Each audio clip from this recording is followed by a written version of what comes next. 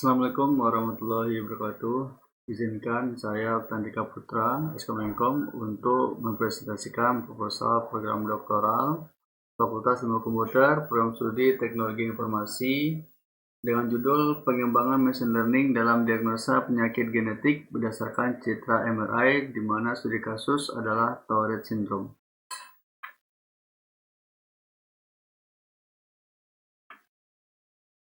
Tourette syndrome adalah penyakit neuropsikiatrik yang membuat seseorang mengeluarkan ucapan atau gerakan yang spontan tanpa bisa mengontrolnya. Penyakit ini diwariskan secara turun-temurun atau genetik dan seringkali dikaitkan dengan pengeluaran ucapan kata-kata kasar, kotor, atau seseorang yang latah selalu mengucapkan kata-kata yang dianggap tabu atau kotor, atau disebut dengan istilah koprolalia. Tourette syndrome bisa dialami oleh siapa saja dari semua kelompok usia maupun etnis. Namun dalam banyak kasus, sindrom ini lebih sering terjadi pada anak-anak laki-laki daripada anak perempuan dan selalu dimulai sebelum usia 18 tahun. Melansir dari National Institute of Neurological Disorder and Stroke, umumnya Tourette syndrome dimulai dalam rentang usia 3-9 tahun. Artinya bahwa pada usia 3-9 tahun, biasanya sudah ada tanda-tanda atau ciri-ciri terkenanya sindrom Tourette tersebut. Nah, faktor pemicu serangan tics pada sindrom Tourette secara umum pada anak adalah ketika berada di bawah tekanan atau stres, atau justru saat mereka sangat bersemangat untuk melakukan sesuatu. Sebaliknya, serangan tics cenderung tidak akan muncul ketika anak dengan sindrom ini melakukan aktivitas yang tenang dan fokus. Tics tersebut diibaratkan seperti cegukan. Penderita tidak merencanakan, apalagi menginginkan kehadirannya, tetapi ia tiba-tiba datang dan membuat tidak nyaman. Berikut adalah video atau cuplikan dari Tourette Syndrome.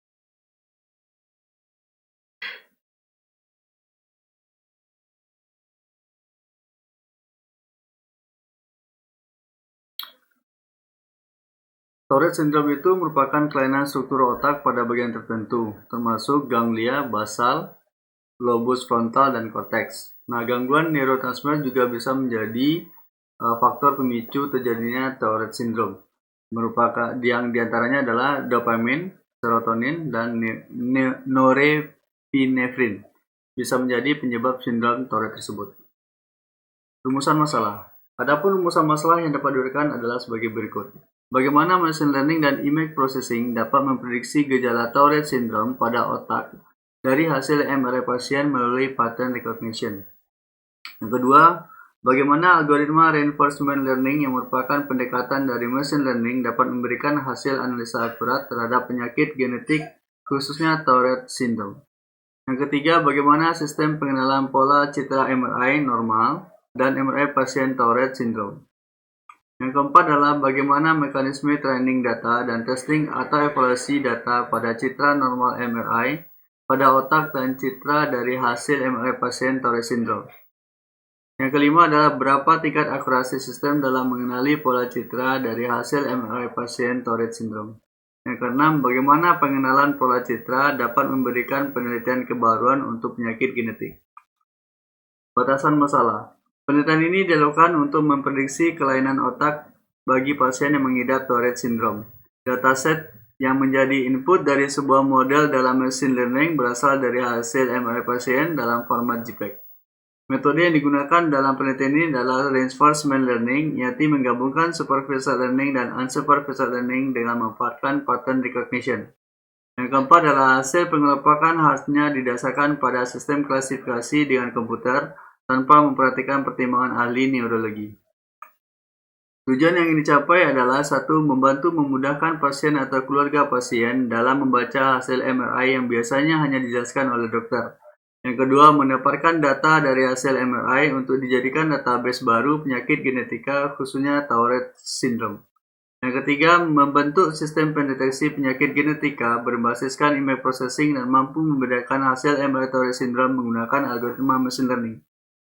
Kontribusi penelitian. Adapun manfaat dari penelitian ini yakni sebagai berikut. Satu, membantu mengembangkan image processing dan machine learning sehingga menambah kepakaran dalam teknologi informasi dengan objek penyakit genetik. Yang kedua, memberikan referensi baru bagi peneliti selanjutnya dengan objek penyakit genetik. Usulan metode. Usulan metode yang akan digunakan adalah reinforcement learning, di mana reinforcement learning ini menggabungkan antara superficial learning dan unsuperficial learning. Ketiga, metode tersebut merupakan pendekatan dari machine learning. Dalam superficial learning, komputer membentuk algoritma sesuai ilmu atau data yang diinput atau dilabel manusia untuk memprediksi luaran atau outcome dari suatu dataset pasien yang diketahui. Keterbatasan superficial learning yaitu membutuhkan data dalam jumlah yang sangat besar sehingga memakan waktu lama karena harus dilabel manual oleh manusia, serta membutuhkan validasi berulang dengan dataset lainnya untuk melatih ketepatan model algoritma tersebut. Dalam unsuperficial learning, komputer membentuk algoritma dari hasil pembelajaran sendiri berdasarkan data-data pasien yang ada. Keuntungan unsuperficial learning dapat menemukan pola tersembunyi dari data-data yang ada untuk mengidentifikasi genotip, fenotip, serta mekanisme penyakit baru yang belum diketahui klinisio sebelumnya. Kekurangan unsuperficial learning adalah sulitnya menemukan pola awal untuk membentuk algoritma berpikir, terutama pada nasi data seperti gambaran ekokardiografi, sehingga membutuhkan manual coding dalam beberapa hal di awalnya, serta validasi berulang. Kemudian tahapan pelaksanaan penelitian. Dalam tahapan penelitian, ada 5 tahapan yang akan dilewati. Yang pertama adalah tahapan pendahuluan. Tahapan pendahuluan berisi tentang identifikasi dan penyelesaian masalah, menemukan tujuan penelitian, dan menentukan batasan dan ruang lingkup. Tahapan yang kedua adalah studi pustaka. Di sini peneliti akan melakukan studi literatur atau studi pustaka tentang artificial intelligence dan image processing dan automatic neural network. Tahap yang ketiga adalah tahap pengumpulan dan pengolahan data. Adapun tahapan yang akan dilewati adalah analisa data. Kemudian perancangan pre-processing, yang mana data yang diambil adalah hasil dari MRI pasien Tourette syndrome. Kemudian variabel yang dibangkitkan dari data MRI pasien Tourette syndrome. Kemudian melakukan inferensi machine learning, kemudian melakukan pengujian dan akurasi. Kemudian implementasi hasil ini merupakan tahapan yang keempat, yaitu interpretasi hasil, di mana kita akan menduga apakah hasil ini sudah cukup signifikan atau tidak. Kemudian tahapan yang terakhir adalah kesimpulan dan saran, di mana dalam tahapan ini hasil dari interpretasi tersebut bisa dikembangkan untuk kedepannya atau digunakan di masa yang akan datang. Kemudian tinjauan pustaka. Agustus 2019, penelitian dengan judul Diagnosa Tumor Otak Berdasarkan Citra MRI atau Magnetic Resonance Imaging dilakukan oleh Ida Bagus Leo Mahadiasuta, Rumi Sari Hartati, dan Yoga Divayana. Hasilnya bahwa CNN mampu dalam mengenali jenis tumor otak dengan tingkat keberhasilan rata-rata di atas 90%. Peningkatan akurasi diperoleh dengan mengembangkan algoritma CNN baik melalui menentukan nilai kernel dan atau fungsi aktivasi. Mei 2020, penelitian dengan judul Deep Learning Based Brain Tumor Declassification Using Magnetic Resonance Imaging dilakukan oleh Dr. R.C. Sugante dan kawan-kawan. Dalam jurnalnya menyebutkan bahwa klasifikasi gambar dengan algoritma CNN membantu dalam mendeteksi tumor pada tahap awal dengan akurasi tinggi. Kami mengusulkan RNN untuk deteksi sel tumor yang memberikan akurasi 90%. RNN atau Recurrent Neural Network adalah jenis jaringan saraf tiruan yang berada di antara grafik sepanjang urutan temporal. Berdasarkan penelitian yang disebutkan sebelumnya, belum ada ditemukan penelitian yang mampu mendeteksi penyakit Tourette syndrome baik dengan algoritma machine learning, deep learning, dan image processing. Sekian pemaparan proposal disertasi program doktoral Fakultas Ilmu Komputer Prof. Studi Teknologi Informasi.